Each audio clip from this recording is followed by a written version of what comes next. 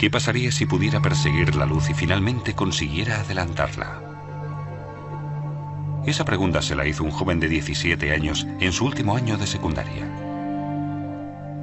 Años después, desarrollaría ese pensamiento y no solo revolucionaría nuestro concepto del espacio y el tiempo, sino que cambiaría de forma decisiva el de todo nuestro universo. Albert Einstein. E igual a mc al cuadrado. Albert Einstein nació el 14 de marzo de 1879 en Ulm, Alemania. Un año después, su familia se trasladó a Múnich, donde su padre estableció un pequeño taller electrotécnico. En 1894, cuando toda su familia se marchó a Italia, él se quedó solo en Múnich para terminar el bachillerato en el Instituto Luitpold. Pero no tardó en dejar las clases y reunirse con su familia. En 1895, Einstein retomó sus estudios en Suiza. 3 años después terminó la carrera de física en la Escuela Politécnica Federal de Zúrich. Tras una larga temporada sin encontrar trabajo, a principios del año 1902, consigue finalmente un puesto de técnico asistente en la Oficina Federal de Patentes de Berna. Ese trabajo le permite, de forma paralela, analizar numerosas cuestiones teóricas sobre física. No pasó mucho tiempo hasta que se reconociera el talento de Einstein. Su primera incursión la hizo en 1905, cuando publicó en los Anales de la Física su artículo sobre la electrodinámica de los cuerpos en movimiento, en el que explicaba el efecto fotoeléctrico. Por esa teoría cuántica recibió en el año 1921 el Premio Nobel de Física. En ese mismo artículo formuló su teoría de la relatividad especial. Esa teoría nació con los análisis que había realizado Einstein sobre la velocidad de la luz.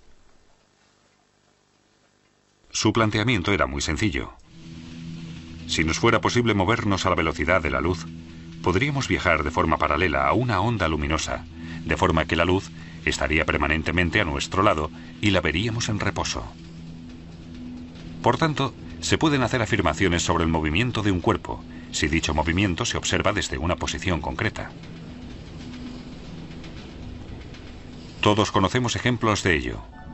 ¿Quién se mueve? ¿Nosotros? ¿O el tren en dirección contraria?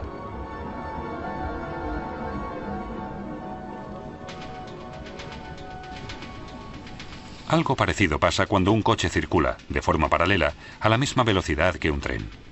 Desde el tren, el coche parece estar parado. Según la posición, se percibe bien el movimiento o no.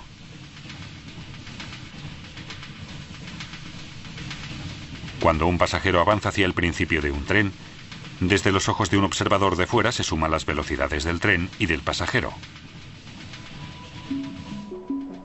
Si 2 personas van a la misma velocidad y una sube a una cinta transportadora, se suman las velocidades de la persona y la cinta transportadora. Esto se denomina teorema de adición, por la superposición de las velocidades. Aunque esta explicación nos pueda parecer coherente, presenta un problema con respecto a la velocidad de la luz.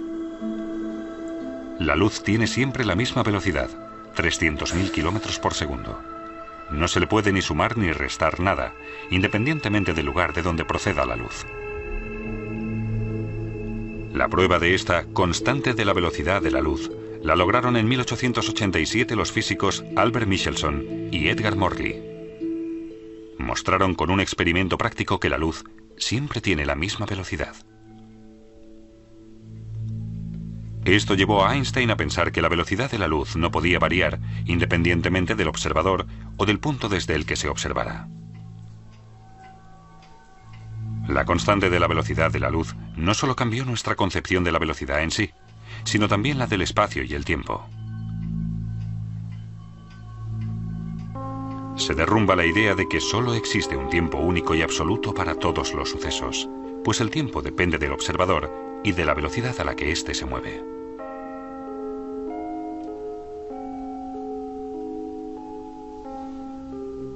Una explicación de la teoría es la del reloj de luz.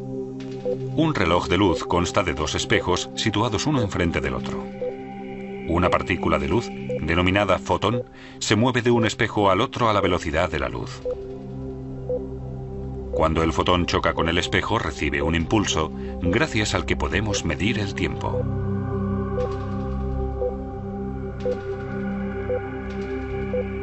Pero si movemos uno de los relojes de luz a velocidad constante, el fotón, a los ojos de un observador estático, deberá recorrer una diagonal para chocar con el espejo contrario.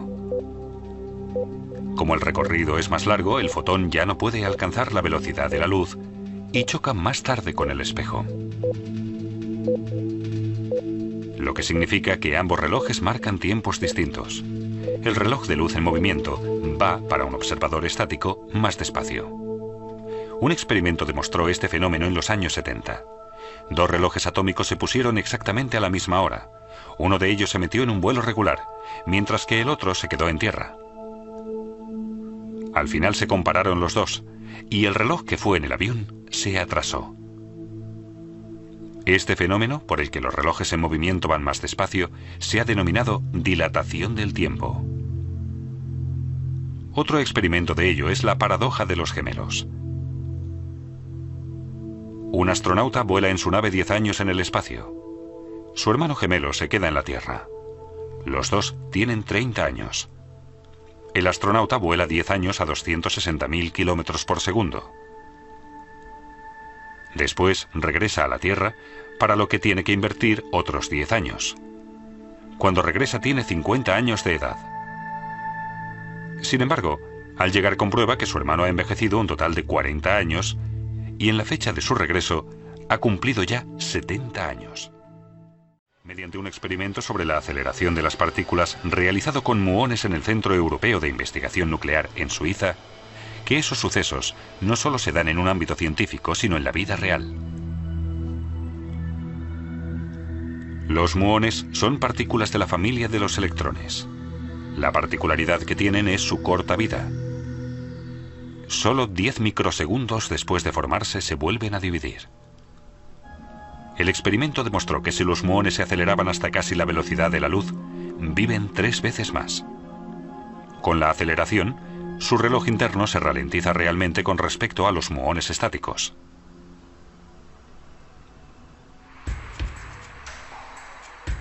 Los cambios en el tiempo influyen también en la longitud de los cuerpos. Las longitudes, en movimiento, son más cortas. ¿Una prueba? Calculamos la longitud de este tren, que circula a una velocidad regular, multiplicando su velocidad por el tiempo que invierte. Pero a causa del movimiento del tren, el tiempo pasa más despacio.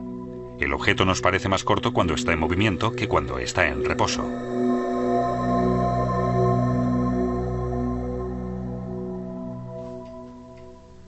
Mediante su teoría de la relatividad especial, Albert Einstein estableció un nuevo concepto del espacio y el tiempo, en el que demuestra que ambas dimensiones, consideradas hasta entonces independientes la una de la otra, son dependientes en realidad.